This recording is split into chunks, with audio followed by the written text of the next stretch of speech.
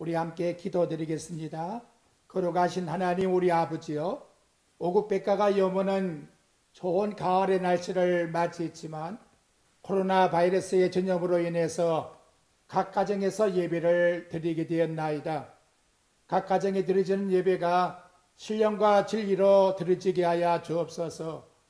야곱이 쌓은 베들의 제단같이 하나님께 응답받는 경건한 믿음의 예배가 되게 하여 주옵소서. 광야에 나온 이스라엘 백성들이 10명의 정탐꾼의 말을 듣고 하나님을 믿지 못하여 불신함으로써 하나님께서 전염병을 내리고자 하셨나이다.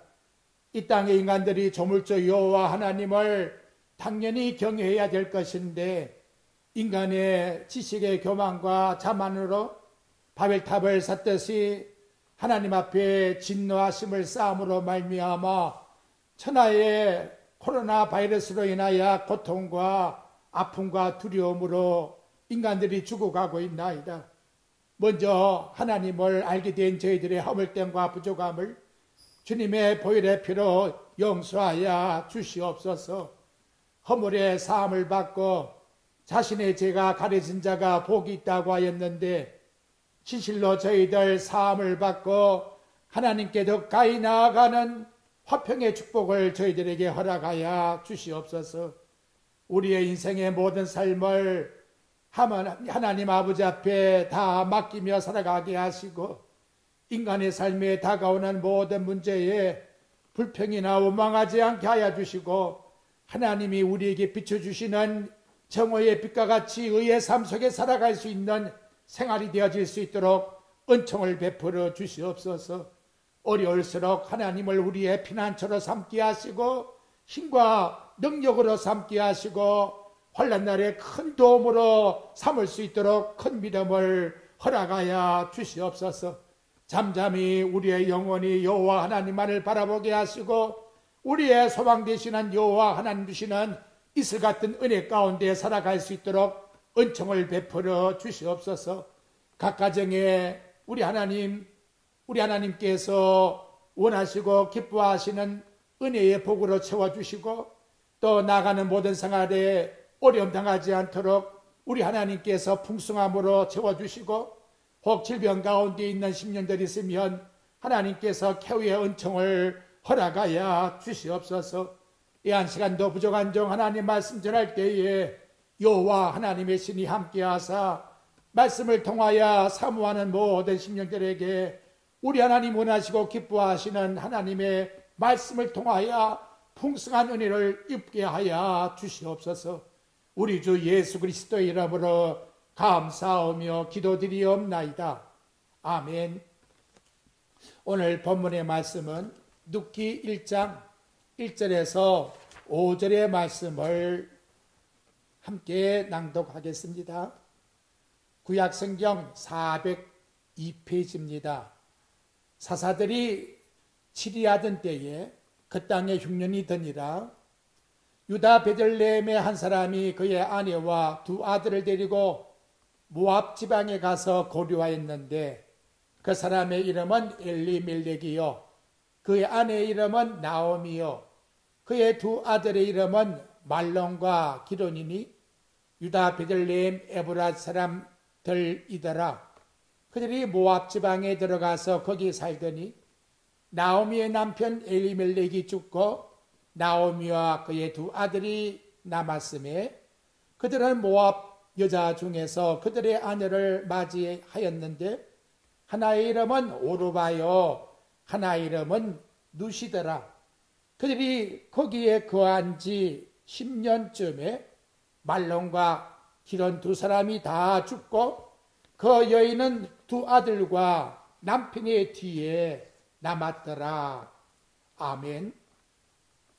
이 시간에는 룻기 1장 1절부터 5절의 말씀을 통해서 룻기에 나타난 하나님의 은혜라 라고 하는 제목의 말씀으로 함께 은혜를 나누고자 합니다.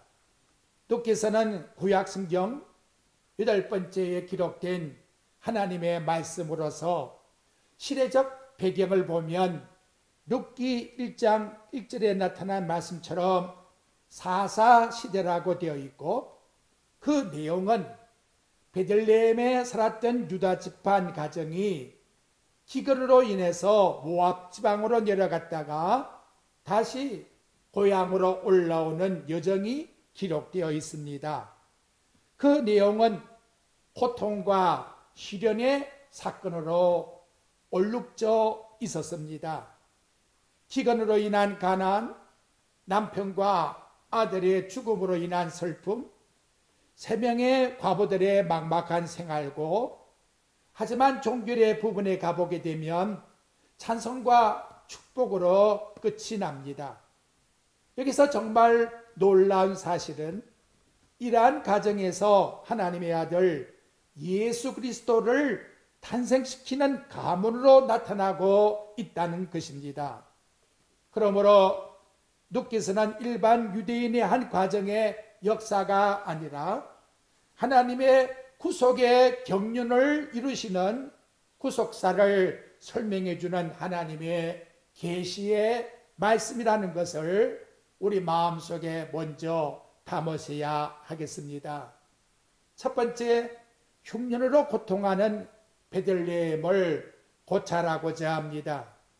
1절의 말씀을 보게 되면 사사들이 치리하던 땡에 그 땅에 흉년이 들었다라고 말씀하고 있습니다. 본문의 시작이 유다 베들레헴의 한 사람이 그 아내와 2 아들을 데리고 모압 지방으로 가서 거류하였다는 말씀입니다. 베들레헴이란 떡집, 즉 양식이 풍족한 곳인데, 그리고 이것이 장차 예수님께서 탄생하실 곳입니다. 문제는 이스라엘의 떡집에서 흉년이 들었다는 것이지요.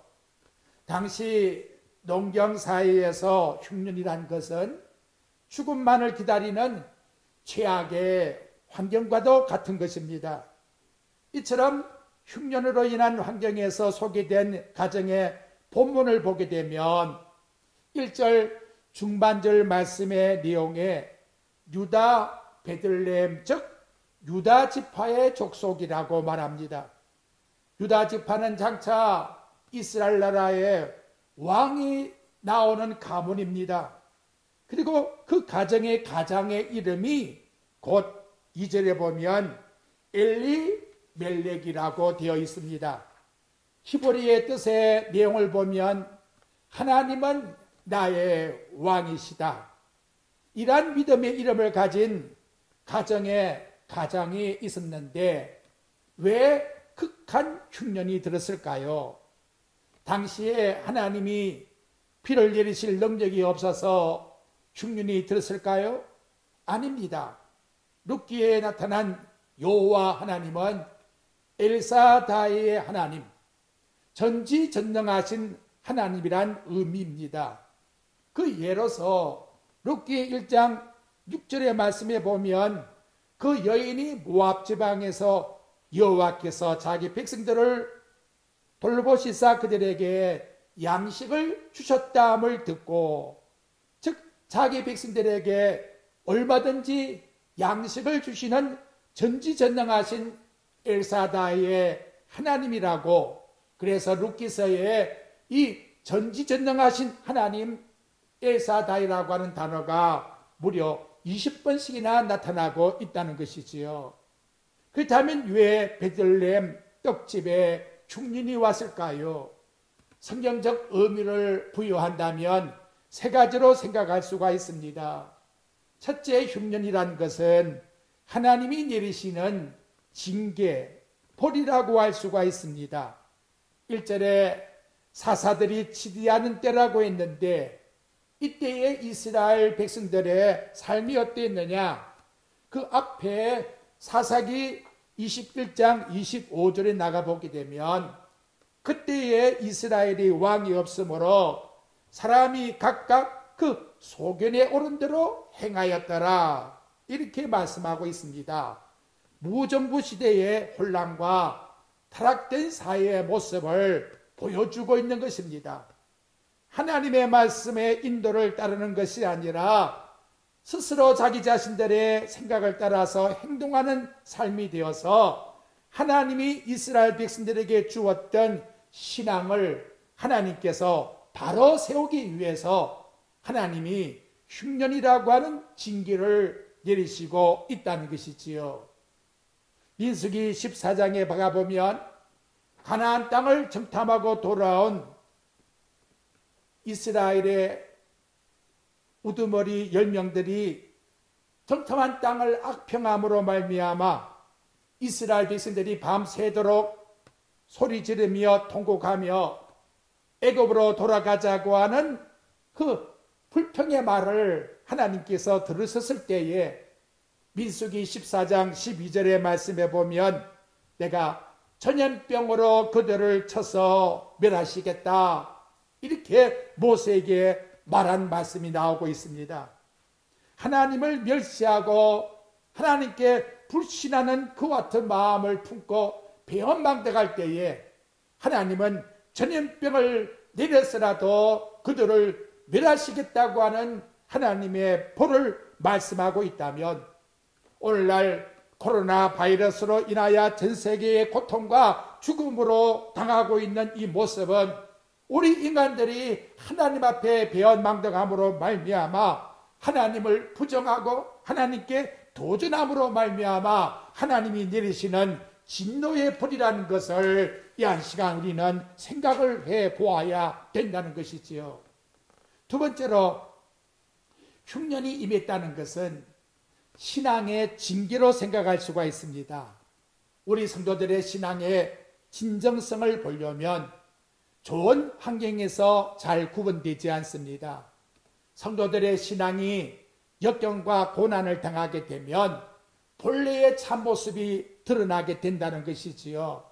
그래서 아브라함도 이삭도 야곱도 하나님이 시험하셨다라고 말씀하고 있는 것처럼 오늘 우리들의 신앙도 하나님께서 우리의 성숙함을 하나님이 시험해 보기 위해서 하나의 케이스로 이와 같이 하신다는 것입니다. 본문에 나타나고 있는 엘리멜렉의 가정은 모압이라고 하는 땅으로 내려가게 되면 이 흉년이라는 문제가 끝날 줄로 생각을 하고 그들은 그 이성적으로 장소만 옮기면 되는 줄로 그와 같이 생각을 했다는 것이지요. 나에게 당하는 고난과 고통과 환난이 하나님께서 나에게 이유가 있기 때문에 준 것인데 나는 그걸 생각지 않고 장소만 옮기면 된다고 하는 이성적 판단을 가지고 생각하고 있다면 여기에 큰 착오가 생긴다는 것입니다.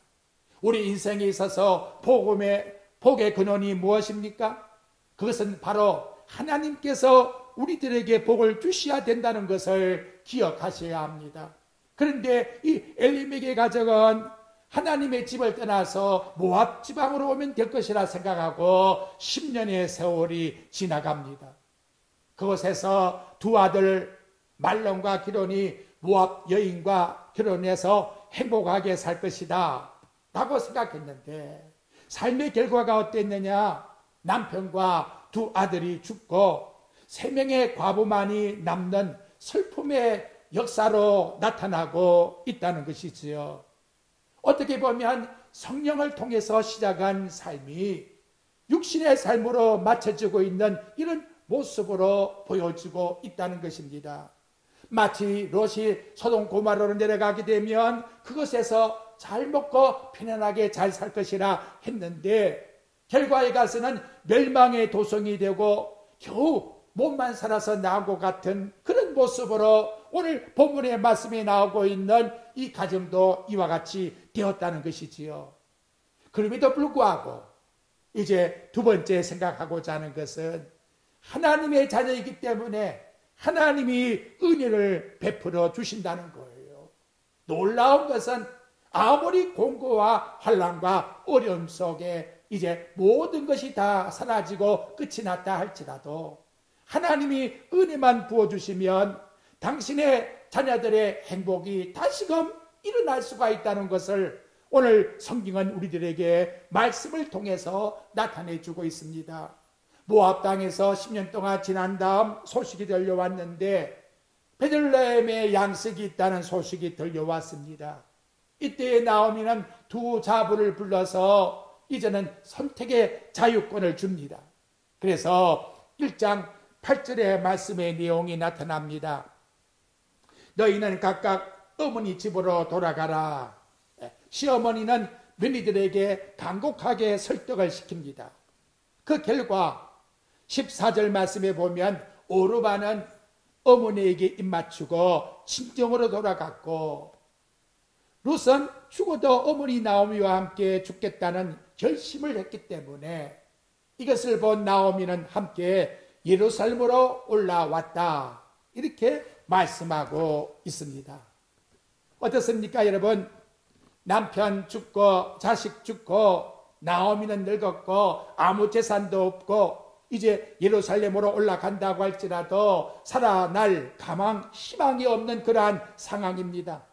오죽하면 나오미가 예루살렘에 올라올 때에 만난 사람에게 내 이름을 나오미라고 하지 말라, 1장 20절에 보게 되면 마라라고 이름을 바꾸어라, 쓴 고통이라고 이름을 바꾸라고 말한 것을 보게 되면 여기 나타나고 있는 나오미와 며느리 룻에게는 전혀 희망이 없다는 것을 나타내주고 있다는 거지요.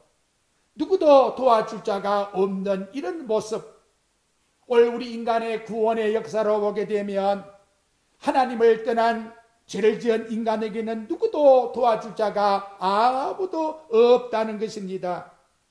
이렇게 아무런 희망이 없는 가운데서 우리 하나님께서는 당신의 사랑하는 자녀들에게 은혜를 베풀어 주어서 하나뿐인 독생자 외아들을 보내시어 죄 가운데서 구원하여 주시는 이 놀라운 은총의 하나님의 전능하신 하나님, 이것이 바로 엘사다이의 하나님이라고 말씀해 주고 있습니다.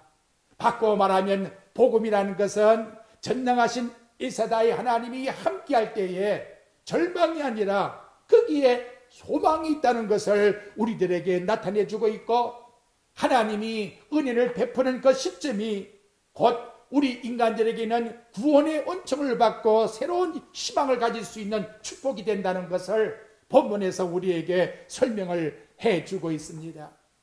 전능하신 하나님께서 우리 인간들에게 은혜를 베풀 때에 어떻게 베풀까요? 오늘 본문의 말씀에 2장 3절에 나가보게 되면 우연이라고 하는 단어를 쓰고 있습니다. 룻이 가서 베는 자를 따라 밭에서 이삭을 줍는데 우연히 엘리멜렉의 친족 보아스에게 속한 밭에 이르렀더라 라고 말합니다. 우연히, 세상적 말로 말하면 운수가 좋다, 재수가 좋다, 이런 단어로 사용되겠지만 하나님이 행하시는 섭리는 저절로 이 세상 것이 생기는 것이 아니라 정말 밤에 하나님이 이 땅에 주시는 이슬 같은 그런 모습으로 하나님의 은혜가 내린다고 하는 사실을 표현해 주기 위해서 우연이라고 하는 단어를 쓰고 있다는 것입니다. 그러니까 이 세상에 인간의 머릿속에 오늘은 우연히 재수가 좋아, 산절로 수절로 이러한 단어를 가지고 있으면 안 돼요. 하나님이 주시는 은혜가 마치 그 모습처럼 이슬같이 고요하게 우리 인간들에게 임했다는 것을 오늘도 우리들에게 하나님은 이와 같이 은혜를 베풀고 계신다는 것입니다. 그러면 그 하나님의 주신 은혜를 하나님은 어떻게 행하고 있습니까? 하나님의 영이 모압의 영인 룻을 앞으로 남편이 될 보아스의 밭으로 이끌어 주셨다는 거예요. 그때 2장 4절에 보니까 보아스는 어땠느냐? 마침 보아스가 베들레헴에 와서 이렇게 표현되고 있다는 거죠. 여기 이 우연이란 단어와 마침이라고 한 단어가 함께 플러스가 되어서 만남이 되고 있는 하나님의 은혜의 은총의 사건이 드디어 시작되고 있다는 것입니다. 우연히와 만남이란 이 순간이 부닥침으로 말미암아 룻에게는 살 길이 열렸습니다. 그리고 보아스에게는 장차 부인이 될 여인을 만나는 시간이 되었습니다. 이는 또한 하나님의 경륜적으로 보면 하나님의 아들 독생자 예수 그리스도가 앞으로 탄생할 수 있는 그런 사건의 카이로스의 시간이 되었다는 걸 우리들에게 나타내 주고 있습니다. 이처럼 인연 속에서 우연이라고 하는 단어와 마침이라는 단어가 합쳐져서 축복이 되어서 하나님의 은혜로서 우리 하나님께서 부어주신 것과 같이 오늘날도 이와 같은 하나님의 놀라우신 은혜가 코로나 바이러스로 인하여 어둠 속에 있고 두려움 속에 있다 할지라도 지금도 내리고 있다는 사실을 절대로 잊지 마시고 늘 항상 머릿속에 간직하며 기억하며 살아가야 될 것입니다. 다음으로 이방 여인 룻을 생각해 보십시오. 정말 인간의 계산으로 측량할 수 없는 하나님의 은혜를 입은 여인입니다. 본래 룻은 모압 이방 여인이요, 그리고 결혼했던 여인으로서 과부입니다. 하루의 양식도 보장받을 수가 없는 가난 속에 살고 있습니다. 거기에다가 나옴이라고 하는 시어머님을 모시고 있습니다. 이러한 여인의 몸에서 장차 예수님이 탄생할 수 있는, 예수님의 할머니가 될 수가 있는 놀라운 상상할 수 없는 파격적인 은혜가 이 여인에게 임했다는 것, 이것이 바로 하나님이 은혜를 주신 결과라고 우리들에게 가르쳐주고 있다는 것이지요. 그렇다면 하나님의 은혜가 룻에게는 어떻게 임했는가를 살펴보고자 합니다. 첫째로 하나님께서 룻에게 대해서 보호해주는 복을 주셨습니다. 본문 룻기 2장 8절에서 9절에 나타나고 있는 말씀의 내용을 보면, 보아스가 룻에게 이르되 내 딸아 들으라. 이삭을 주러 다른 밭으로 가지 말며 여기서 떠나지 말고 나의 소녀들과 함께 있으라. 그들의 베는 밭을 보고 그들을 따르라. 내가 그 소년들에게 명령하여 너를 건드리지 말라 하였느니라. 목이 마르거든 그릇에 가서 소년들이 길어온 것을 마실지니라 하신지라. 여기서 하나님의 은혜는 보아스를 통해서 절대적으로 보호해 주겠다라고 약속을 하고 있습니다. 마찬가지로 하나님의 은혜는 코로나 바이러스로 불안과 두려움 속에 있는 하나님의 백성들에게 지금도 절대적으로 우리를 보호해 주시겠다고 약속을 하고 계십니다. 바울은 로마서 8장 35절 말씀에 보면, 누가 우리를 그리스도의 사랑에서 끊으리요? 환난이나 공고나 핍박이나 기근이나 적신이나 위험이나 칼이랴. 이 모든 일에 우리를 사랑하신 이로 말미암아 우리가 넉넉히 이기느니라고 말씀하고 계십니다. 하나님의 은혜를 받은 자들은 하나님을 두려워하며 섬기는 것이 아니라 천지를 창조하신 그 하나님, 그 전능하신 하나님께서 함께하여 주시기 때문에 그분의 사랑의 인도를 받고 살아가며 그분의 주시는 성령의 능력의 인도를 받고 세상 끝날까지 하나님과 함께 동행하며 살아간다는 것을 늘 기억하셔야 합니다. 가장 중요한 것은 보아스가 룻에게 일러준 말씀같이 다른 밭으로 가지 말라고 말합니다. 아무리 어려움과 힘든 일이 우리에게 부닥친다 할지라도 세상의 밭으로 가면 안 됩니다. 이방신을 섬기는 곳으로 가면 안 됩니다. 마귀에게 틈을 주고 마귀에게 순종하고자 마귀의 자리에 들어가면 안 된다는 것입니다. 그래서 그리스도 안에 우리가 거할 때에 우리 하나님은 끝까지 우리를 지켜 보호해 주시겠다고 하는 약속을 오늘 우리 하나님께서 보아스를 통해서 룻에게 준 것 같이 우리들에게도 주시고 있다는 것을 항상 우리 마음속에 기억해야 되겠습니다. 둘째로는 하나님이 주시는 그 위로가 보아스는 룻에게 위로의 복을 주었다는 것입니다. 오늘 본문 룻기 2장 13절 말씀의 내용에 가보게 되면, 룻이 이르되 내 주여 내가 당신께 은혜 입기를 원하나이다. 나는 당신의 한 해 중에 하나와 같지 못하오나 당신이 이 한 해를 위로하시고 마음을 기쁘시게 하는 말씀을 하셨나이다 라고 말하고 있습니다. 룻은 보아스가 자기에게 배려의 줌을 들을 때에 큰 위로를 받았다는 것이지요. 남편을 떠나보내고 시몬을 따라서 알지 못하는 낯선 객지에 와서 정말 위로함을 입을 곳이 없었는데 보아스를 만나는 순간에 인생의 진정한 위로함과 평안함을 가지게 되었다는 것입니다. 올 우리들이 그리스도 안에서 하나님을 만날 때에 하나님은 우리에게 고린도후서 1장 3절에 보면 위로의 하나님이라고 말씀하고 계십니다. 여러분, 위로함이 무엇일까요? 롯은 천한 신분에 있는 이방 여인인데 보아스라는 분에게 인정함을 받았다는 의미입니다. 죄인된 우리 인간이 하나님 앞에 위로함을 받았다는 말이 무엇일까요? 하나님의 자녀라고 하는 신분의 인정을 우리가 그리스도를 믿음으로 받게 되었다는 것입니다. 그래서 에베소 1장 11절 말씀의 내용을 통해서 보게 되면 모든 일을 그의 뜻의 결정대로 일하시는 이의 계획을 따라 우리가 예정을 입어 그 안에서 기업이 되게 하셨다라고 말씀하고 있는 것입니다. 하나님의 계획과 섭리의 결정을 따라서 나와 여러분이 하나님 자녀라고 하는 인정을 받게 되었다는 것이지요.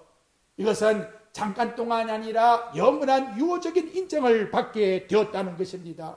누가 인정해 줍니까? 엘사다의 하나님, 전능하신 하나님께서 나와 여러분을 진실로 인정해 주신다는 것을 나와 여러분이 받을 때에 이것이 진정한 이 땅에서의 우리 성도들의 위로가 된다는 것을 늘 우리 마음속에 기억하십시오.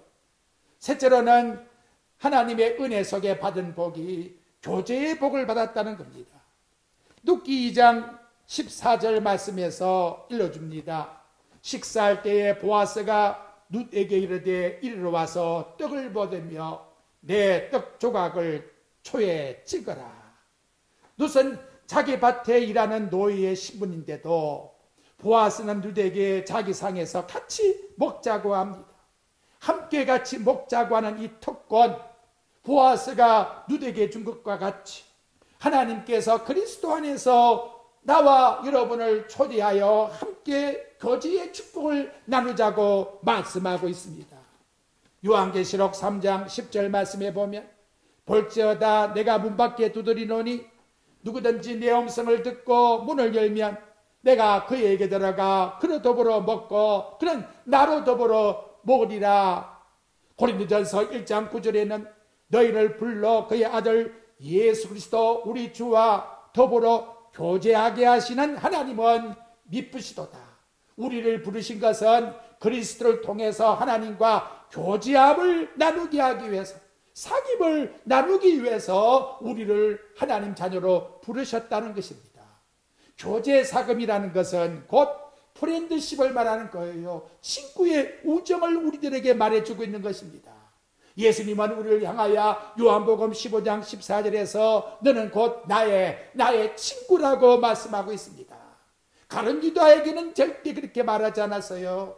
당신의 백성들에게 나의 친구라고 말한 것처럼 오늘도 우리에게 이와 같은 사귐의 생활 속에 살아가자고 우리들에게 이와 같은 놀라운 축복의 은총을 주셨다는 것, 우리 주님과 함께 동행하는데 우리에게 무지될 일이 뭐가 있겠습니까? 죽은 자를 살리시고 길이요 진리요 생명 되신 그분이 세상 끝날까지 우리와 함께 하시겠다는 그분과 사귐을 나누게 하기 위해서 우리를 부르셨다는 것을 우리는 꼭 명심하시길 바랍니다. 네 번째, 하나님의 은혜가 무엇입니까? 곧 만족의 축복을 주셨다는 거예요. 만족이라는 것은 곧 평강이요 샬롬의 축복을 주신 것입니다. 룻기 2장 14절 말씀의 내용입니다. 룻이 곡식 베는 자 곁에 앉으니 그가 볶은 곡식을 주매 룻이 배불리 먹고 남았더라. 배불리 먹고 남았다.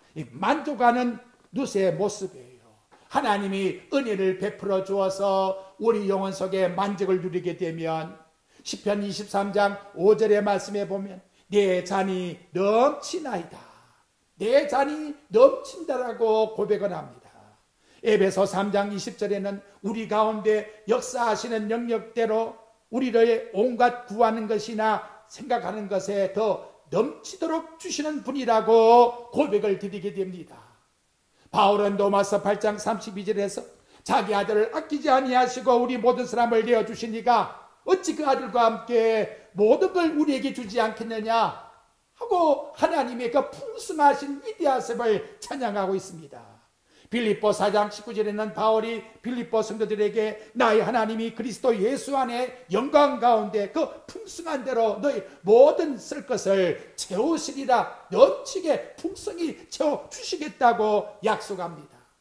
내 잔이 넘치도록, 내 생각하는 것보다도 더 넘치도록 자기 아들을 아끼지 아니하시고 나에게 부어주시니가 모든 쓸 것을 우리에게 부어주시는 풍성하신 하나님, 아무리 어려움이 우리 앞에 있다 할지라도 롯이 나오미가 믿는 하나님만 의지하고 나아갈 때에 우리 하나님께서 그에게 신랑도 예비해 주었고 재물도 주었고 신분도 높여 주었고 장차 이 땅에 그리스도를 탄생할 수 있는 할머니의 자기까지 주었으니 이 놀라운 은혜의 풍성함을 하나님이 은혜해 주신 결과로 나타나게 된다는 것 우리에게 일러주고 있는 것입니다. 다음 다섯 번째로 하나님의 은혜를 받게 되면 룻에게 보아스를 기업 물을 자로 삼아 주셨습니다. 기업 물을 자, 히브리 말에 칼이라고 말하고 있고 룻기서에 20분이나 나옵니다. 가족법에서 법정적 용어로 쓰고 있는데 신분이 친족이 되면 다른 가족을 보호할 의무가 있다는 것이지요. 나오미의 족보를 따져 올라가 보니까 죽은 남편 엘리멜렉에게 보아스 외에 다른 친족이 또 한 분이 있었다는 거예요. 그래서 룻기 4장 6절 말씀에 보면 보아스가 먼저 기업 물을 자에게 가서 성읍 장로들을 정인으로 세우고 그에게 묻습니다. 당신이 나오미 가정의 모든 옛날 재산을 회복할 수 있게끔 기업 물을 책임을 지겠습니까? 하고 물었더니 이분이 하는 말이 나는 거기에 손해가 가기 때문에 책임을 지지 않겠다고. 그래서 자연히 그 모든 기업 물을 수 있는 책임이 보아스에게 온 것입니다. 그래서 보아스는 나오미 가정의 모든 기업을 대신 물을 수 있는 책임을 지는 그 약조를 장로들 앞에서 했다는 것이지요. 이방의 여인이요 아무 재산도 없고 과부된 룻을 자신의 아내로 맞이할 수 있는 파격적인 결정을 나오미가 법적으로 이제는 선포하게 되었다는 것입니다. 우리 예수님이 우리와 똑같은 육체로 이 땅에 오셔서 우리를 위해서 기업 물을 칼이라고 하는 단어 속에 나타나고 있는 바로 그 중보적 역할을 예수님께서 하셨다는 것. 인간으로 오셔서 우리 인간은 대신 누구도 물을 수가 없는데 하나님이 신이 인간으로서 우리 대신 십자가상의 죽으심으로 말미암아 우리가 받을 진노도 고통도 아픔도 지옥에 떨어질 모든 것들 대신 다 우리 예수님께서 지시고 이제는 룻과 같이 우리는 예수님의 신부 될 자격, 하늘나라의 축복의 백성이 될 수 있는 은총의 축복을 나와 여러분이 입게 되었다는 것을 오늘 보아스를 통해서 우리들에게 나타내주고 있다는 것입니다. 그렇다면 결론적으로 하나님께 은혜 받은 사람은 마음에 어떤 자세를 가지고 살아가야 될까요? 에베소 2장 8절에 보면 그 은혜로 인하여 믿음으로 말미암아 구원을 얻었나니 이것이 너에게서 난 것이 아니요 하나님의 선물이라. 하나님이 우리에게 그 은혜로 말미암아 우리에게 축복의 통로로 믿음이라고 하는 통로로 받게 되었다고 말씀합니다. 그렇다면 이제 그 은혜를 받은 사람은 어떤 고백을 하나님께 드리겠는가라는 거예요. 은혜 받은 나오미의 고백을 봅니다. 나오미가 예루살렘으로 올라오면서 한 고백을 보면 놀라운 뜻이 나와요. 1장 21절 말씀의 내용에 보게 되면 내가 풍조하게 나갔더니 여호와께서 내게 비어 돌아오게 하셨느니라. 여호와께서 나를 징벌하셨고 전능자가 나를 괴롭게 하셨거늘 너희가 어찌 나를 나옴이라 부르느냐 하니라. 이 본문 말씀 내용 속에 여호와라고 하는 단어가 무려 3번이나 나타나고 있다는 거예요. 그 여호와 하나님, 전능하신 하나님이 당신을 어떻게 곳간을 비우기도 하셨고, 또 그분이 나를 징벌하기도 하셨고, 그분이 또 나를 괴롭기도 만드셨다는 거예요.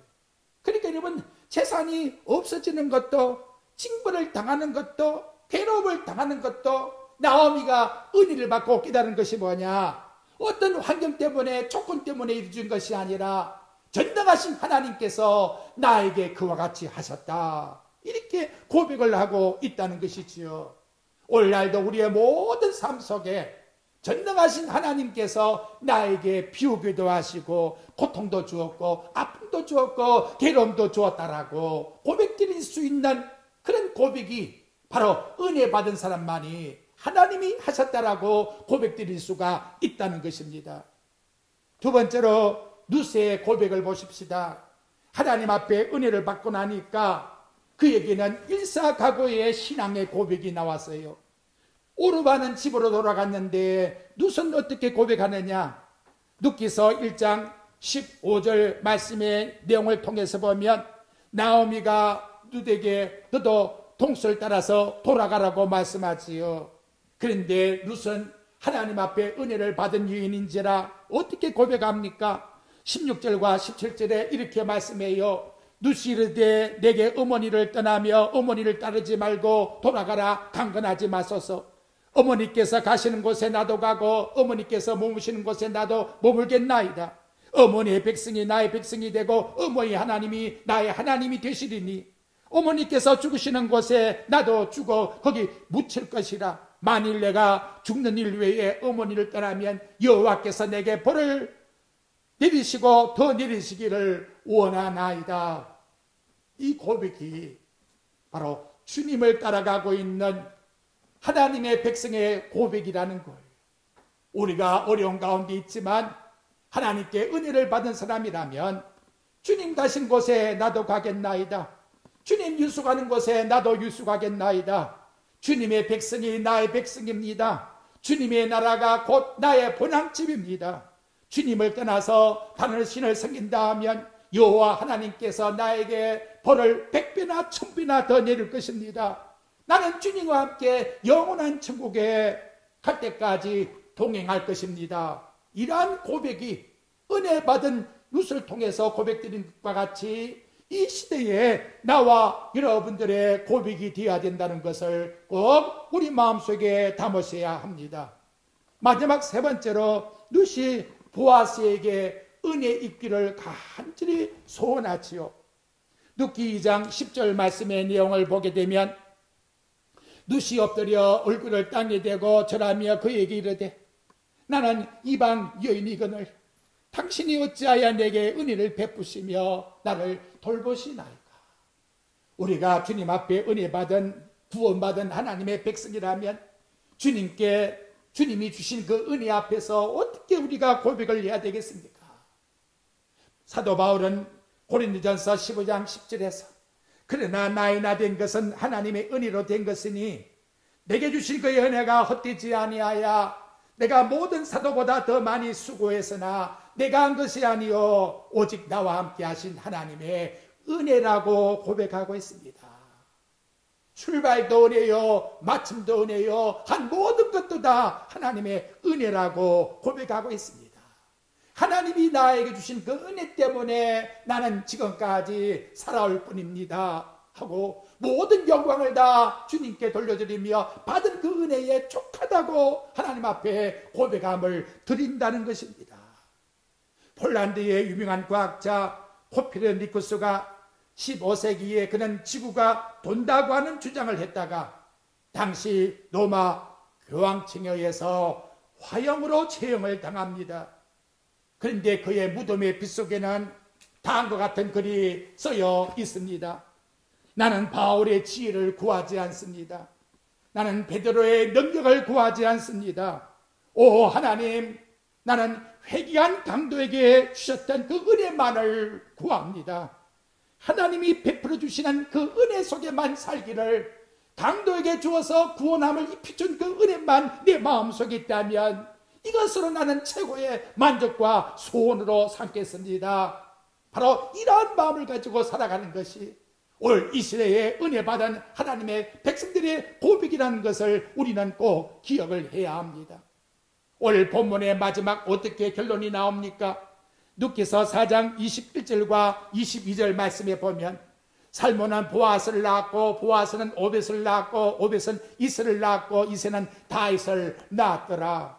그런데 이 말씀이 마태복음 1장 5절과 6절의 말씀의 내용에 보면 예수님의 족보의 혈통 속에 보아스는 룻에게서 오벳을 낳고 오벳은 이스를 낳고 이스는 다윗 왕을 낳았다라고 기록되어 있고 그 결과로 하나님의 아들이 이 땅에 탄생하게 되었다라고. 그래서 룻은 이방 여인이지만 예수님의 족보 속에 할머니가 되었다라고 말씀함. 정말 상상할 수 없는 파격적인 하나님의 은혜가 바로 하나님께서 룻을 통하여 하나님의 아들 그리스도를 탄생하는 놀라운 은총을 입혀주셨다는 것이지요. 이것이 바로 하나님이 이 땅에 베푸시는 복음이라고 우리에게 말씀해 주고 있습니다. 우리 마음속에 이제 어떤 마음을 품고 살아가야 될까요? 오 주여, 우리의 마음속에 인간의 욕심 품지 말고 이성적인 것을 가지고 세상적인 것으로 계산하지 말고 올 우리에게 주시는 하나님의 그 은혜 때문에 주여 나에게도 구원받은 강도와 같이 은혜를 주어서 우리 주님의 나라에 들어갈 수 있는 바로 그 간절한 소망만 내 마음에 품고 살아갈 수 있게 해주옵소서. 이것이 나의 소원입니다. 바로 이러한 마음을 우리 마음에 품고 이 땅에서 비록 어려운 시절이지만 오직 그리스도께 소망을 품고 살아가는 나와 여러분의 삶이 되시기를 주님의 이름으로 축복드립니다. 우리 함께 기도드립니다. 지금은 우리 주 예수 그리스도의 은혜와 하나님 아버지의 사랑과 성령님의 감화와 감동하심이 이 말씀을 경청하는 모든 성도들 위해 이제로부터 영원히 함께 있을지어다.